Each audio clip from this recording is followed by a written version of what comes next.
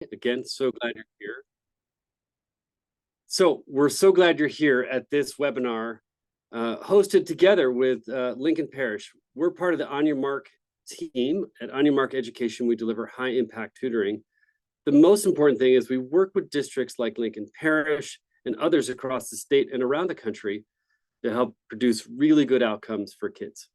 Today, we're going to talk about those outcomes, what the team at Lincoln did to find the right partner, what it looked like when they put a program into place, and just as importantly for you listening in, watching at home or in your office, how the heck do you pay for this stuff anyway? So that's what we're going to do. My name is Jim McVetti. I'm your host, your moderator, and I'm so thrilled to be here. A couple of housekeeping rules. Let's start with this first. Okay. As I said, welcome. We are recording this event, and you will have access to this afterwards. We're going to send you resources following on with it, including a QR code where you can log into a page specific to your state here in Louisiana. There's a Q&A box. Feel free to ask questions. We have a webinar admin also on the panel. Caitlin's sitting in the background just in case we miss anything. We definitely want to hear from you. That can be questions, or it could be your own answers. Maybe you have ideas about how to get things done for districts across the state. And feel free to stick around afterwards for a one-question survey at the end. So it should be pretty easy. If I missed anything along the way, just holler and we'll come running. So here's our panel. And I'm so delighted to be in the room with Dana Talley. Am I saying that right, Dana? Your last name? Okay, perfect. Yes. The Chief Academic Officer. Now you started in Lincoln Parish, then you did a hitch at DOE, and now you're back. So we're glad to have you. Dana, thanks for being here. We also have Kim Shackelford, Director of Federal Programs. You did some time at the DOE too, is that right, Kim? Yeah, okay.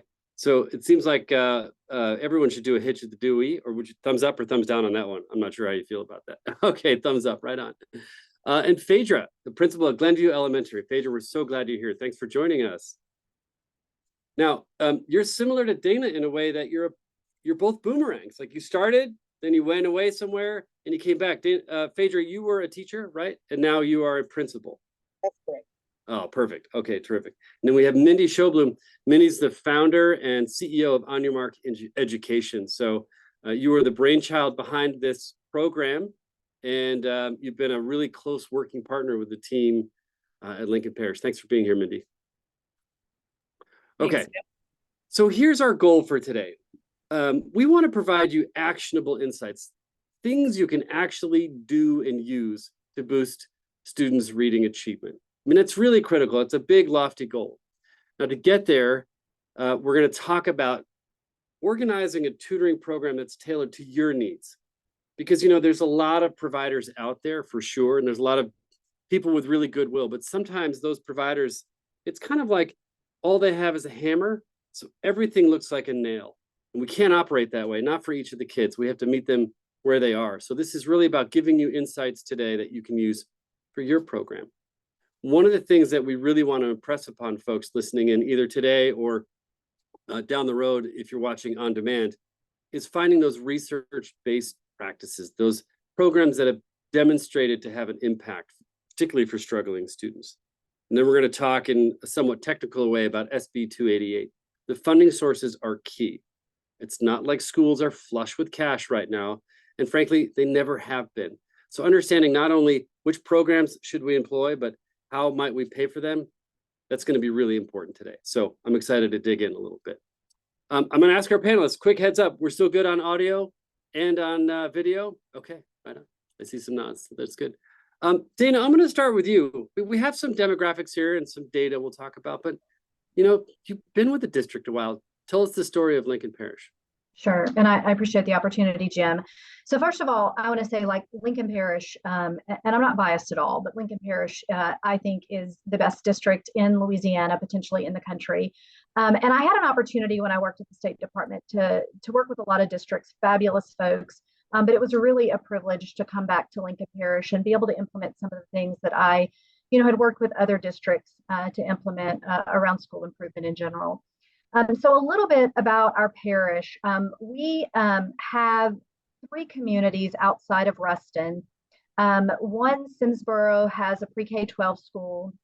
Up in Dubach, we have a pre-K 5 school. And then over in Shudrint, we have a pre-K 5 school and then a 6-12 school. And then in Ruston, we have several schools that are divided up by grades. So we have a pre-K center. We have 2 K-2 sites, 2 3-5 sites. We have a 6th grade center. We have a junior high that has 7th and 8th grade. And then we have a high school that has 9 through 12. We are located, for those of you who don't know, we're in North Central Louisiana. We are in a college town. We have both Louisiana Tech University and Grambling State University, which we're very proud of. Just in general, in terms of our overall performance, and I just want to say up front, we have a lot of work to do in Lincoln Parish and we are never, ever satisfied. But with that said, last year and really over the last years that we've been here, Louisiana has been ranked top 10 in overall performance in the state. And also the thing that we're most proud of is we are top 10 in growth in the state. We're glad that we're high performing, but more importantly, we want to continue to grow because even though if the majority of our kids are doing well, we always have some that need to improve. So that's our goal and our focus. And thanks for sharing that background. Kim, I'm going to turn to you because, well, first off, Dana, I want to acknowledge when you started listing off all the buildings that you and the different communities of learners that you support, I kept thinking that's a lot of air traffic control. So thank you for your service of all those kids. Kim, I'll turn to you. You're tracking a lot of the finances as a federal programs director, which means you're tracking a lot of the demographics. The percentage points here have changed over time. Can you talk a little bit about the composition of the students in terms of economically disadvantaged or below poverty line? I mean, those numbers are fluctuating quite a bit, which is interesting because in a college town, you might think, oh, well, everyone's doing great in a college town, but that's not necessarily the case, is it?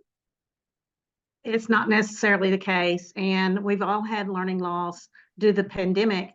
But we also have had an increase in economically disadvantaged data just this year. We've seen a big increase to 59.8% in our data that we've been calculating right now. I do want to say that we're all on the same page in Lincoln Parish. When it comes to finance and making decisions, Dana and I both love curriculum, instruction, assessment, and we are all about school improvement, including all the administrators in the district, Phaedra. It is moving our district forward is all that we're interested in. So in taking the money and being in federal programs 16 years, I know for many years there were weak budgets that didn't address the student needs. But we are uniquely focused now on data, being data driven, and we've wasted a lot of budget money. We have addressed test prep, we've addressed extended day and extended year, but we feel like we're on the right road now with our focus on K-2 literacy. Yeah, okay, that's really interesting. So some hard-lived experiences on the funding side of things. And I think why that shows up is folks nationally talk about the funding cliff that's coming with the wind down of ESSER, and we're going to unpack that a little bit later. Mm-hmm. But what I think that doesn't really honor is the fact that schools have always had a funding crunch. So it's not like we were flush with cash, as I made a quip earlier. There's a bit of a reconciliation coming. And Phaedra, as a teacher and now a principal, you probably see that. You see that that community where finances are tight. How does that show up in some of your kids? I mean, the way I see it when I work with school leaders is they talk about everything from kids having to look after little siblings, laundry being a factor, attendance because of transportation. Do you see a lot of those factors in the schools that you're working with? Absolutely. As a matter of fact, I think that's one of our biggest goals is to make sure that we're not only providing the academic supports that students need, but we do have to provide that extra level of support that comes from families who are economically disadvantaged. And I think we do a great job of that here in Lincoln Parish too. Yeah, it really seems it, the level of supports, that extra support that those kids so deservedly need. And Mindy, that's why you got in this business. You were a educator and a school building principal, I believe. And when you set out to do this, you said, on your mark, is for the kids who most deserve it. Is that a fair statement? Yeah, that's a fair statement. So I came into education over 20 years ago as a middle school teacher, and then served quite a bit of time as a high school principal as well, and then worked in higher ed, training our new career teachers. And I remember my times in classrooms, especially in middle school and in high school, and seeing the kind of needs that our students brought to the table, especially around literacy, regardless of their backgrounds. By the time we see them in middle school and high school, the gaps are so great. And we don't have a lot of really straightforward solutions for supporting kids as they get older. And that's one of the reasons why when founding On Your Mark, we have really decided to focus on early literacy and supporting schools in the hard work of ensuring that all students get a great start on their journeys to reading, so that they do not have to overcome additional obstacles as they continue to get older. There's something compelling to me about being obsessed with literacy. I've been in this space for a long time, and if there's a very simple statement that I tend to live with, is that if the kids can't read, almost nothing else matters, because they can't build their confidence in academic settings. It puts math and STEM and social studies and all the other things out of reach. So I love that this community here is reflective of the community across Louisiana. It says we have to get it right for reading. And to do that, Dana, you said, you know what, we're going to bring in a group and we're going to find the right group, but we've got to make sure they're worth their salt. And so you identified some key needs when you started thinking about tailoring a program specific to K-2 literacy. Can you talk about those needs that you were looking to fulfill? Yeah, for sure. So just to give you a little bit of background, and those of you from Louisiana know this story, but in the years past, we as districts had to report results to the State Department, and it was one component from a literacy screener, and we only had to report it at the beginning of the year. And then last year, it was the same process, only we reported the results beginning of year and end of year. And then this year, for the first time, and this is because it's going to be part of our accountability system for K-2. But this year, we had to report the results of all components of a literacy screener, which we're using DIBELS. And we had to report beginning of year, middle of year, and end of year. So we knew that the way our data has looked in terms of what we've reported to the state the last couple of years, we knew there was going to be a significant difference in that data this year, just because we're reporting on more components. And so we were trying to prepare for that this year when we were thinking about partners, but we did know that we were going to see a difference there, and we were going to need a new baseline and try to reset. We also have a core curriculum that we use to monitor progress of students reading below grade level, just throughout the year. But, the LDOE, the Louisiana Department of Education, I mean, they really provided a lot of resources after 2020, especially around literacy. And I'll tell you, I was pretty reluctant. I'm not, those of you that know me, I'm not one of those folks who's just going to do something because someone tells me you have to do it. It needs to make sense for our kids. It needs to connect to our strategic plan and that sort of thing. So, as I started looking, the state was providing the money. Kim and I spent a lot of time talking about, do these vendors make sense? Do they align with our curriculum? Is this going to be coherent for kids, for teachers? And just didn't immediately find a partner that I thought was a good fit for us. So then last summer, I had a former colleague introduce me to Mindy. And I will tell you right out of the gate, I was really impressed, first of all, with the amount of time that Mindy and her team pour into their tutors. The other thing I think that really impressed me with their group was the emphasis that they placed on building deliberately building relationships with between the tutor and the student. So it wasn't just, they were hoping that it would occur. They had activities built in to the beginning of the tutoring session that ensured that tutor and that student actually built strong relationships. And one example I'll give that really sort of kind of stood out as we started this program was, I would go in and watch students and their interaction with tutors. And, they would say, oh, I love you, goodbye, I don't want to, didn't want to see them leave. And it was even a situation where the person who was facilitating these tutoring sessions couldn't get the kids to like get off the Chromebook. And so she was like, okay, we're gonna start something new here. When I tell you the 20 minutes is up, I want you to wave bye to your tutor and say goodbye, and I want you to close your Chromebook. And so I was in there when they first started this, and I would, hear the kids say, oh, I love you. And they would do the little heart symbol or whatever. I can't even do it, but they would do the little heart symbol. And I actually would watch kids, some of them, as they were lowering the Chromebook, would literally lower their head so that they could watch their tutor until they completely closed the Chromebook. And so I saw that after just a few days, and I was like, okay, you know what? Like, this is the right thing to do. And so what we actually did was I always, it is 100% my strategy to start with a pilot in one place, because I'm not going to pour a lot of money into something. Even if I'm impressed with the initial conversations, like, I want to see, is it going to work in my district?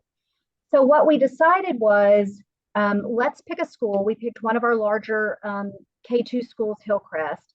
They had a lot of kids that were reading below proficiency. And I said, okay, let's just give it a try. And so Kim, as brilliant as she is, she got in our SPED director and basically asked him, but then told him that he was going to use his IDEA, early intervening services money. And then also she had some student services money set aside for tutoring. And we're like, we're going to do this 80 student pilot at Hillcrest. If it works out, we're going to figure out what to do. If it doesn't work out, then that's fine. We just invested this amount of money the fall semester. And Kim, I don't know if there's anything else you want to add to that, but that's the thing that I want to make sure that folks on this call understand is, you've got people like me in the seat trying to make decisions about what's best for kids, but unless you have someone like Kim being a thought partner with you, trying to figure out how to make this work, it's going to be a lot harder. Yeah, I'd like to add on to that conversation that Dana and I said, we're going to do what? We're going to put kindergarten, first and second graders on virtual tutoring. Yes, we have the devices, but we're going to do what? But then as we started looking at this partnership and the investment that we had made into training our teachers with the science of reading, and Dibble's 8 data, we're looking at that, I felt like this was seamless. This really connected to exactly how we had trained our teachers, what we're utilizing the district. It was completely seamless to join in this partnership. So that's why we braided IDA, direct student service money, anything we could get, any money we had sitting aside, we were in consensus that we needed this in Lincoln Parish. We needed to tackle this financially. So we'll talk about that a little bit more. Phaedra, I'm looking at you because as a principal, on the ground every day, one of the things that I hear often is like, I cannot ask my teachers to do one more thing. It just can't. They will up and leave. They're already leaving in droves across the country. Like, I'm just not going to do it.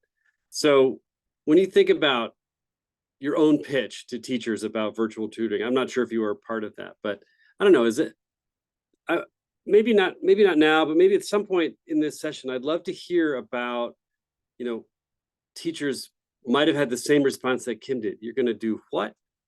Did that come up for you or for others? It did come up when we first introduced the idea. However, my leadership team and I had already looked at the personnel that we had on staff to see who could be the facilitator for On Your Mark, who had time. Like, we don't have a lot of extra people, so we just had to make a decision that made sense, but also didn't put another thing on the teacher's plate. Yep, it's always a risk for sure. No doubt. Well, so we set the groundwork for, for what do we need and how are we going to make a decision? And Mindy, thankfully, not luckily, thankfully, because you were very prescriptive about this, is you brought in something that was ready, including something we don't see enough of in education, especially on the tutoring front. And that was developing a pretty robust, I think it was a randomized control trial. So talk about what you found. I believe you have another data slide in here to show us a little bit, but talk about why you went that approach, especially early on in your formation. Whether or not kids are learning is what's most important to me. And I think it's one thing to have a fun idea that we can implement and we can change, lives in different ways, and using virtual instruction in this way through tutoring is something that is really different from how we think about core instruction in schools. And I knew that if we were going to really look to scale and grow the work of On Your Mark, we had to have a database to prove that what we were doing was really making a significant impact on children. As we've already talked about, we know how resource-strapped schools are.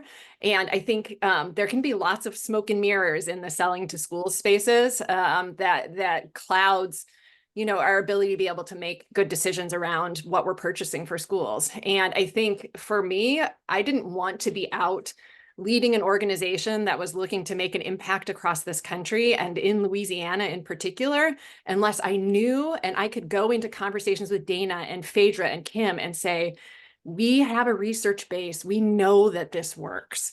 And here is the proof for you all to invest in us and for you to gain some confidence in giving us a chance. And so we set out in that very first, we had a small pilot year. Then in year 22-23, we set out to do an extensive RCT that actually ended up involving nearly 2,000 children at a school district in Texas, where we took a randomized control trial approach. We were able to create a control group conditions and were able to provide tutoring treatment to nearly 1,000 students at this one district. And what we saw from that, from those results were pretty impressive. In fact, it was the first indication of a positive effect on student learning for virtual tutoring across this entire country. And for kindergarten through second graders, in particular in literacy, it was the first across the globe. And I think there's a lot of pressure often on external providers to dive into research right away. And we put it off because we want it to be perfect before we actually put it up to the high levels of scrutiny in an RCT. And we took a totally different approach. We said, this movement is moving quickly. We want the data so we can learn from the data. We want the data so that it can inform how we are continuing to grow, and so that we can also approach, potential schools to be able to say, hey, here's what we have. We'd love to partner with y'all to continue to build on this and make it better and better and make sure that it fits the needs of your kids. So in particular, the slide that you have up here right now, Jim, shows that we had our kindergartners actually grew an additional 24 days of school in their letter sound mastery. And for our first graders, it was an additional 51 days in decoding. And those are specific things that we were teaching on. We were teaching our tutors how to teach, and that they were teaching their students on. And then we were able to show with certainty that our students were outpacing the students who were not receiving any tutoring during this study. I think that calibration around days of school is really interesting. Not something you see typically.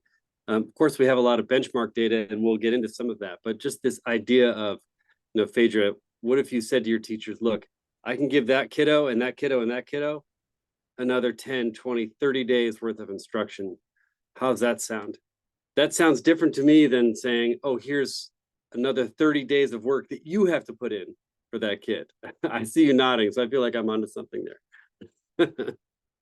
Yeah, it's pretty powerful. Now, it's all well and good, Mindy, if it works in your randomized control trial, but I'm going to point back to Dana to talk about what happened in that first 10 weeks. Seemed like it went pretty well.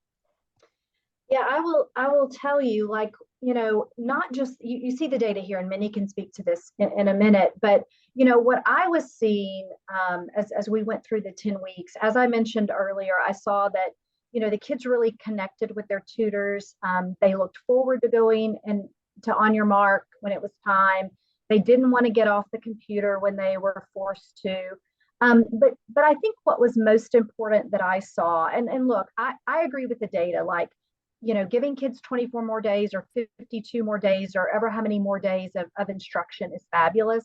But the other thing that I think we're trying to do as a school system in schools is to build the confidence of kids. That matters to me. And so what I would hear teachers say is that students who were engaged in On Your Mark were coming back to class and they were more engaged in the lesson. They were confident, more confident than they had been. They were even answering questions where in the past they had been disengaged and not answering questions. Like that kind of stuff really matters to me. I mean, I think it'll show up in the data for sure, but how kids feel about themselves and their ability to have these grade level conversations in class during core instruction is really important. And so that's the thing that I really noticed. I remember we had some visitors on campus at Hillcrest in the fall. And so I stopped, we were in the hall waiting for the kids to come for the tutoring session. And they were in the hall. And so they were kind of standing there. I'd stopped them and I wanted to introduce them to the visitors. And they were so impatient. They were like, when do we get to go in and do On Your Mark? It's like, quit talking to me and let me get in so I can go log in and see my tutor. So that's the stuff that really made an impression on me during this 10-week pilot. Yeah, I really feel that because, there's great percentage points in here, +4 overall composite, +10 overall composite, moving from 13th to 24th. But, Kim, you're really looking at federal programs and those schools that particularly are serving students in disadvantaged communities or households. And Phaedra, you see this too. I'm curious, like when you walk into a classroom, just in general, what's your first move? It's probably not to look at a Chromebook, but I'm thinking you look around the classroom. Phaedra, what are you looking for when you're doing your walkthroughs?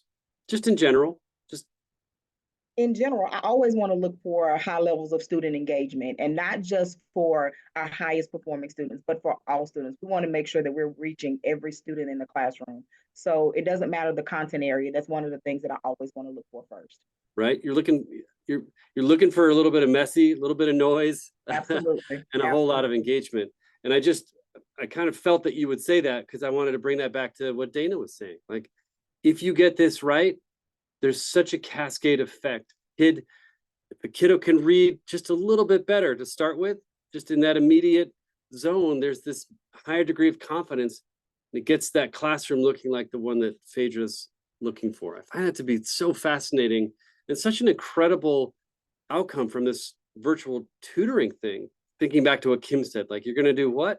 Well, here's why we're doing the what. And it does show up. Now, I had a chance to preview this a little bit, and it occurred to me that I want to see a lot more blue than orange and brown. And luckily, we're seeing a lot more blue. I'm not sure who can speak to this. Maybe Mindy, this is your sweet spot to talk about some of the data, because it does tie back to what Dana and Kim are talking about with reporting requirements of beginning, middle, and end of year. Mindy, this one's on you. Yeah, that's right. When I hear Dana tell that story about teachers reporting kids being more confident to participate, it brings me back to the center, the purpose of why, engaging children at Just Right Lessons is so important in reading, because they can gain that ability to really speak up and continue to learn and engage with the rest of the students in their classrooms. So just really appreciate hearing that sort of feedback from teachers as well. And love when we are able to see the data story follow along with that, the level of confidence and the joy that students are experiencing when they're in their tutoring sessions as well.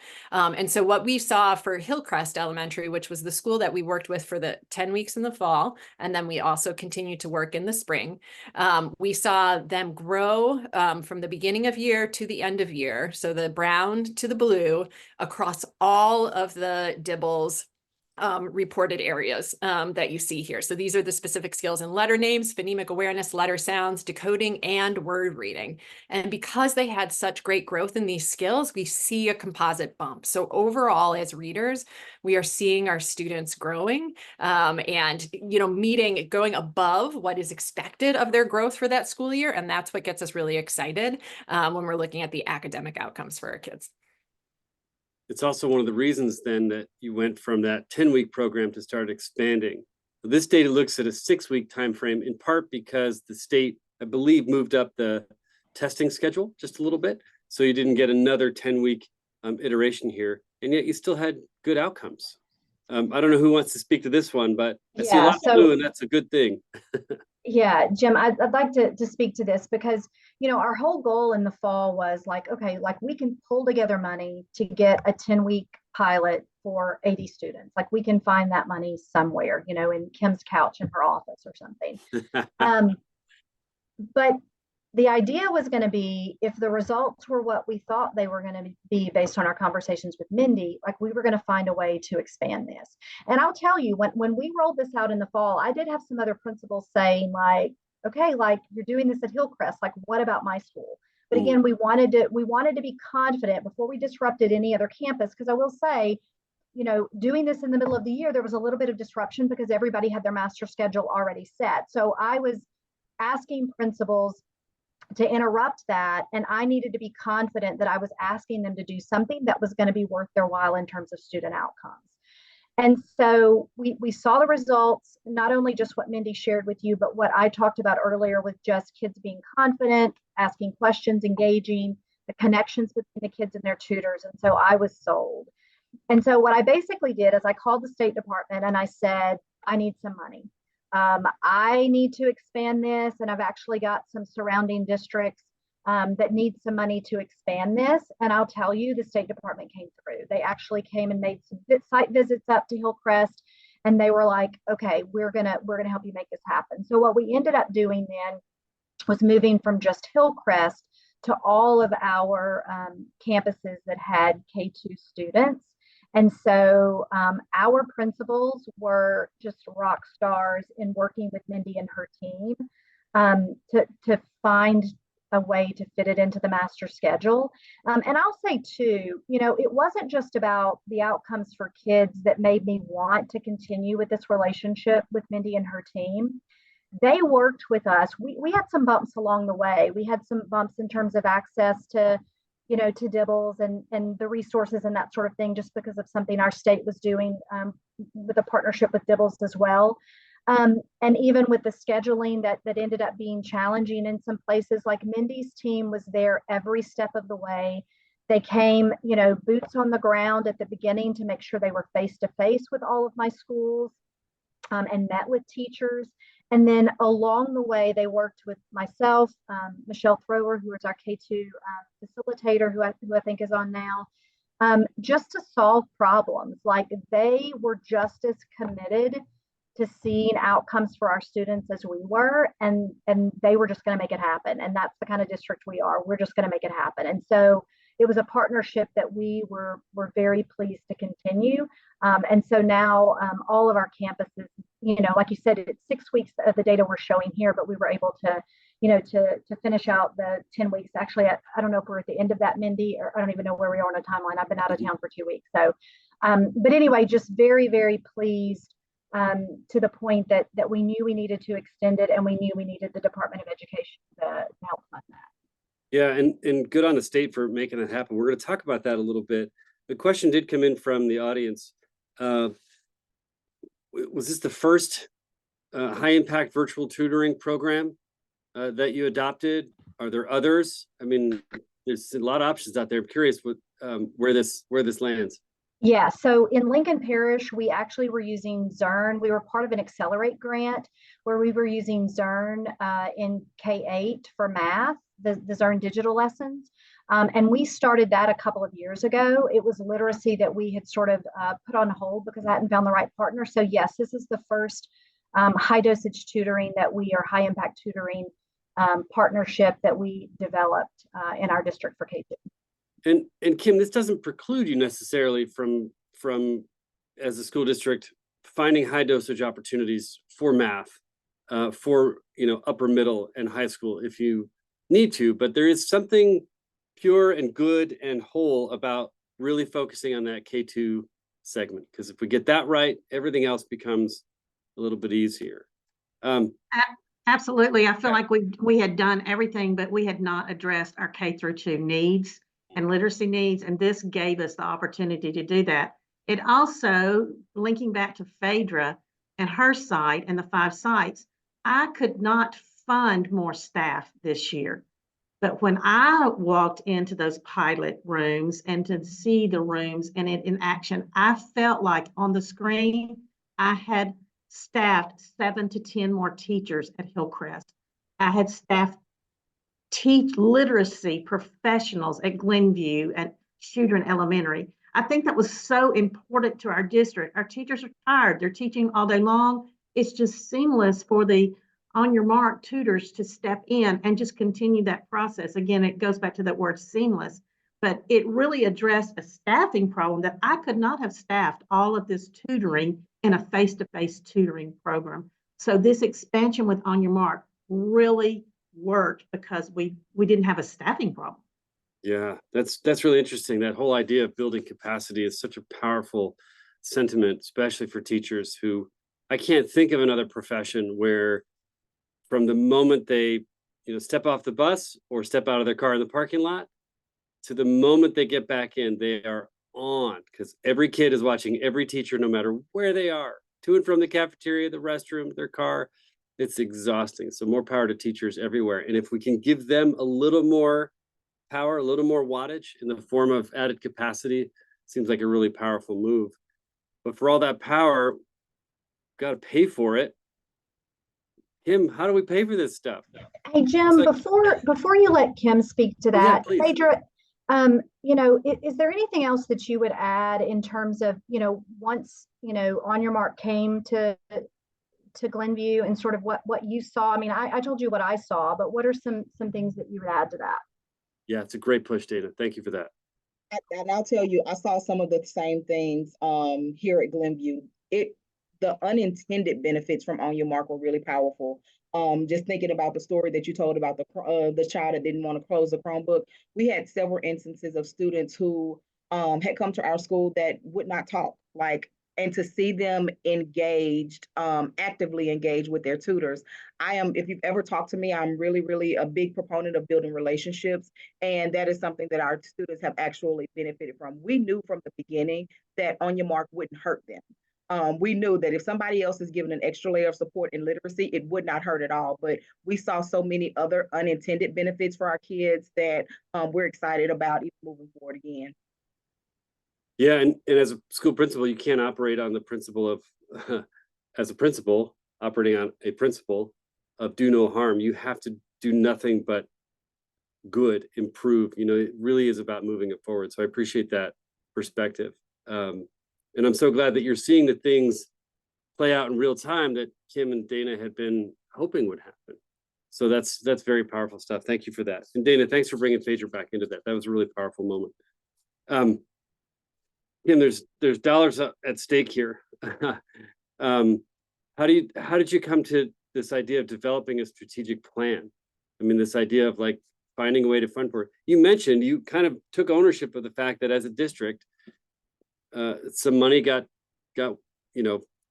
spent in good faith, but maybe didn't yield the outcomes. And I bet that's a lived experience of a lot of districts across Louisiana. So how did that come to pass that you started developing a strategic plan?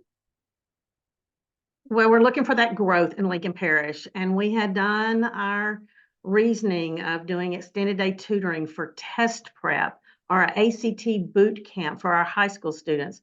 But again, we still have to grow our data, and looking at our data, we had K-2 needs there. So in that, like Dana said, we met at the table, we pulled the chairs up and said, we have to do this. So when you start off looking at that, I had school improvement money with direct student services, and then our IDA director had early intervening services. That's how we started the journey. And if a district is looking for some way to start, that is a way to start. Also, Dana's always wanting to do more, and she always needs more money. We're going to be honest here. So there's always, when I get a final allocation, I will do some special set-asides for district initiatives and according to our needs assessment. And ESSER3, we had all of those learning gaps. We did an effective job with all of our pandemic money, but still we needed funding for tutoring because we were buying student devices, we were doing connectivity, we were doing operations and staffing, and there wasn't, there is money left, but on the other hand, we needed some support, and I really appreciate Dana reaching out to the state.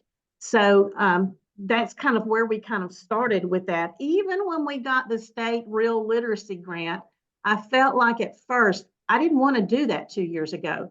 I didn't want to bring a vendor in and run another grant that did not align to our strategic plan, didn't align to our curriculum. But when we found OnYourMark's partnership, and it did support our initiatives and our strategic planning, I was on board with the money, and I was going to figure out any way we could to make it work for our K-2 leaders in schools and students and families in our community. Is just that important.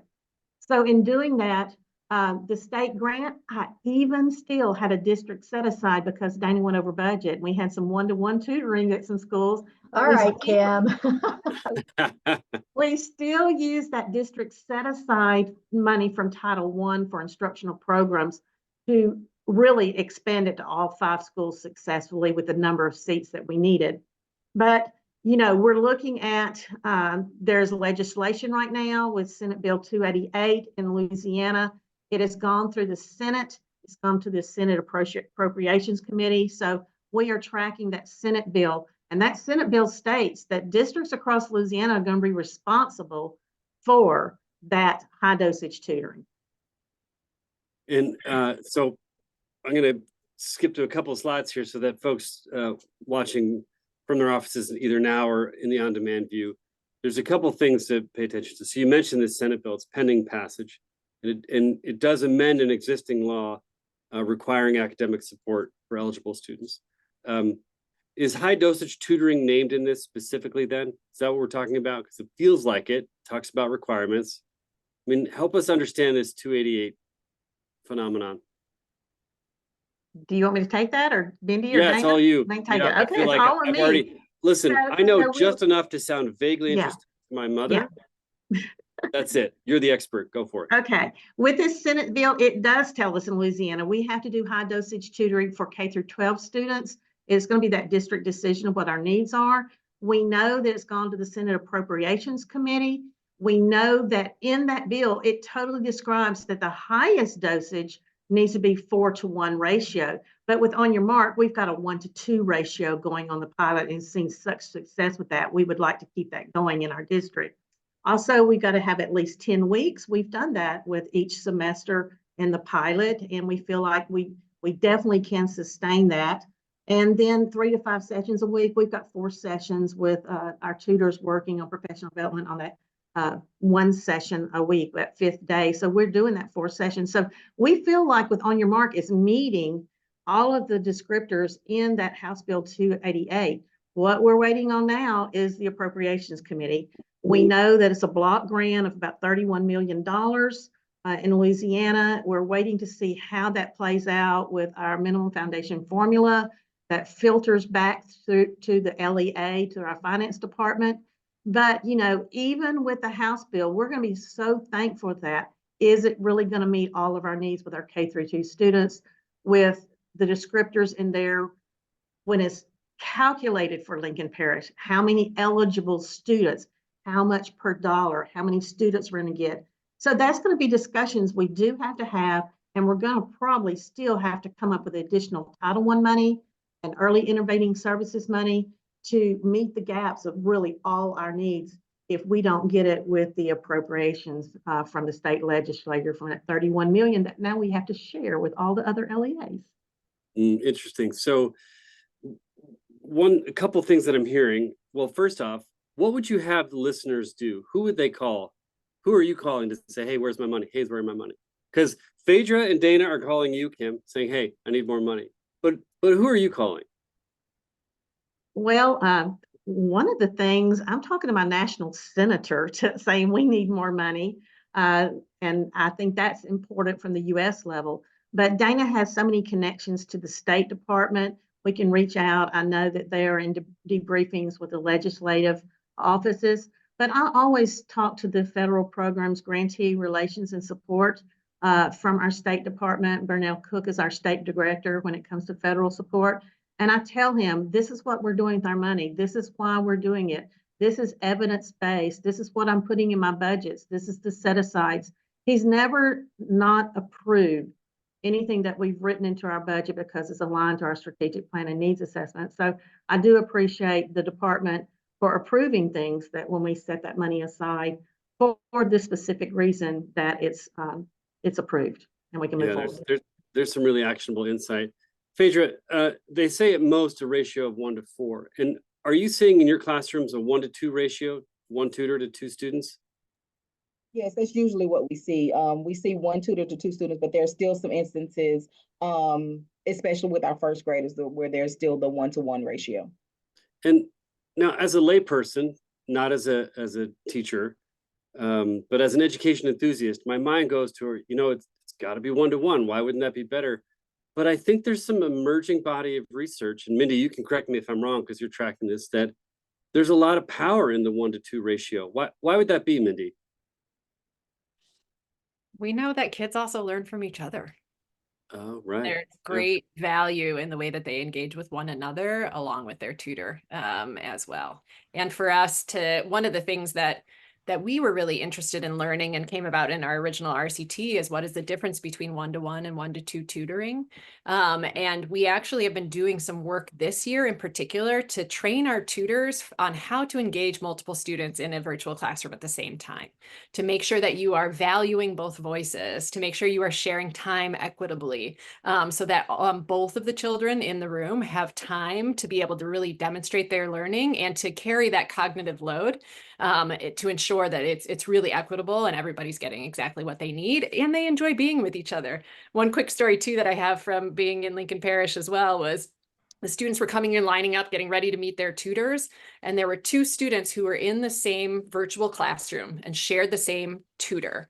They were sitting at the end of the same line of desks, and there were some students in between them. And this one young girl leaned over to her buddy who was down at the side and said, "Are you ready?" Like it was this teamwork effort that they were putting into tutoring together. And that was just another indication for us that, yes, there is that power in having students engage with one another as well. Yeah, that's a lot of power. Dana, go. Jim, can I add? Yeah, I want to add to what Mindy says. I have a story too, but first I want to say the biggest reason is money. We've got to make this affordable for districts and sustainable, and 1-to-1 is not going to be nearly as affordable for us as 1-to-2. So how can we make the 1-to-2 work?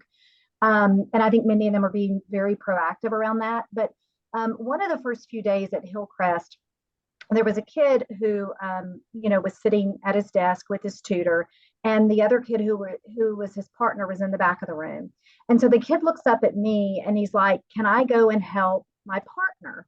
And of course, I'm one to always say, "Yeah, you can do whatever you want to do." Principals don't always like that answer, but I'm like, "Yeah," I didn't even know what he wanted to go do, but I'm like, "Sure, go do it." Well, what he did was he actually got up, he went back to the back of the room where his partner was. The partner was having trouble using the online tools and didn't know how to use them to do the thing that the tutor had asked them to do. So he went up and showed him how to do it and then came back to his seat and put his headphones back on. So I think to Mindy's point, there is power in that collaboration between those students as well. Well, that is a fun, unexpected outcome from this conversation. I didn't see that one coming. And it aligns nicely to something Phaedra said earlier about there are a lot of unintended but really positive outcomes that happen when you provide additional supports. I think that's really powerful, and that speaks to the power of a partnership. Now, before we get into wrap-up mode, Kim, I want to ask you a question about ESSER3. I hope you don't mind. We'll get back to technical. I want to stay in this storytelling mode, but for those folks who are in the work, they're thinking, yeah, but we had this ESSER3, there's a deadline coming up. What do we need to know about this, Kim? Well, we need to obligate all of our Louisiana ESSER funds, the remaining funds, we need to obligate those by September 30th, 2024. We can obligate those and have our contracts. Our State Department in Louisiana has a Louisiana protocol for liquidating all of this remaining ESSER3 funding. And with that protocol, it says that we can contract and do goods and services for students right now. So we can contract as long as we close out that grant by December 16th. So Dana and I have gone to our chief financial officer. We've had the discussion. So for first semester to start next school year, we're going to use some of our final ESSER3 funding to support around 200 seats for 10 weeks. We're going to get the ball rolling when school starts next year because we're on board. We know this is a need. For second semester, can we maintain it? Can we figure it out? Will the MFP money be there? If not, again, we always have a plan A, a plan B, and a plan C for funding in Lincoln Parish. But we are committed to this funding, and we're so thankful for the Louisiana protocol from the department allowing us to do those services first semester, as long as those invoices are paid by the closeout of the grant on December 16th. So it ensures our first semester. Isn't that great news? That's really great news, Ms. Kim, because we are having our end of the year meetings already about SBLC and student promotion and retention. And so we've already identified some of our students who may need a little bit of extra support, and how can we support them from the beginning of the year. So we're already considering on your mark. So that's good to know. So Phaedra, you bring up a sentiment that I think it's amazing to me that, you know, the retailers talk about back to school in terms of selling their clothes to kids in August, like it's back to school season. But what I find fascinating for folks like Phaedra, and for Kim and Dana, to be sure, you're already in back to school mode. Like you're already thinking about next fall, which is really powerful. And lining that up to the insights that Kim just shared about, we can use this funding now. We're going to spend, I'm summarizing, but we're going to spend our remaining funds on the things that do right by kids. And there's something beautiful about the fact that it started as a fall program, 10-week stretch where does this thing work? Sure enough, you found it works in that fall and you're doing it again. So more power to all of you for making that happen. It's interesting to hear you talk as a community because you're really focused on that partnership piece. And I'm picturing the kid waving goodbye. I mean, that's a true partnership between that student and that tutor. I also heard a story with one of my associates was interviewing, actually, I think it was in Hillcrest, maybe. They talked about the tutor engaging with a kid, moving through, you know, phonemic awareness, word recognition, but also there was something happening. And that tutor reached out to the teacher and said, hey, I think it's time for a check-in. And that just tells me that it isn't about throwing more bodies at the problem. It's about throwing the right folks at them. So I believe it on your mark, you've got professional tutors, you've got retired teachers, college students who are subject matter experts. And if I'm not mistaken, you're throwing 90 minutes of professional development at them every week, in addition to the many weeks of training that go on well in advance before they even sit down with the kid. I got to believe, Dana, that was a factor in thinking about the partnership with On Your Mark. It's like, okay, don't just give me anyone, give me the right ones. Right. And are you training them in the right way? And I always get the numbers wrong. I think it's 90 minutes of the professional development and then 30 minutes of coaching where they're actually watching sessions where they tutored kids and they're getting some coaching on that. And that is the thing that impressed me because, like, you know, we could get some retired folks, but how they taught or how they teach literacy may not align with how we're teaching literacy now. And so it's important that we're using the latest research, science of reading, to make sure whoever we get, whether it's someone who's experienced or not, that we're not only giving them initial training and weekly, you know, just ongoing training, but the coaching with saying, okay, let's take a look at how you went through this lesson with this kid and how successful the kid was and what you could have done differently. Like that stuff matters because, I mean, that's what we do in school systems to support teachers and principals as well. So absolutely, that was important to us. I'm sitting here, Phaedra, channeling your energy, be like, you know what? I'd love to give my teachers 90 minutes of PD and 30 minutes of coaching every week. Well, I'm sorry, it can't happen for all teachers, but it's nice to know that it happens for those tutors because that's really important. Your teachers got to believe that the person they're putting that kid in front of is qualified.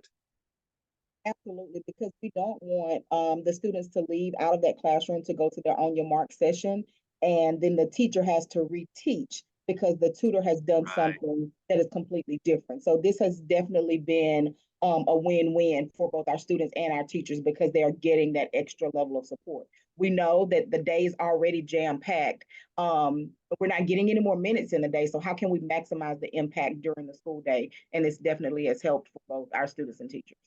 Yeah, you're so right. Having to reteach would be a real setback. And, you know, as a principal, you're often you're daily concerned with the culture of the school. And so many times the school culture is predicated on having a common language. And the thing about this approach is using science of reading, relying on M-class and DIBELS. It creates a common language for the tutor and the teacher, really supports that culture of learning and really accelerating that literacy process. Well, we're just about at time. I got to tell you, I could talk about this for hours, listening to your story, the way that you've impacted growth for your teachers and students, Phaedra, as both a teacher and a principal.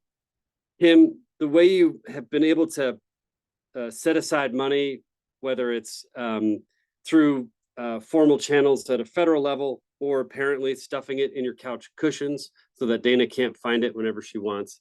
It's very powerful. And Dana, thanks for taking the lead on architecting a vision for this and going out and finding a group like On Your Mark that really is grounded in the science of reading, that brings efficacy, and most importantly, brings a sense of partnership and shared accountability to the work. For those of you listening at home, I hope you took away from this as much as I did. And if you want to continue to learn more about this kind of partnership that produces good outcomes and focuses on ways to finance those outcomes, here's a QR code. Here's a URL. It's pretty simple. It's dedicated to you, onyourmarkeducation.org/Louisiana. Dana, Mindy, Kim, Phaedra, thanks so much for your time today.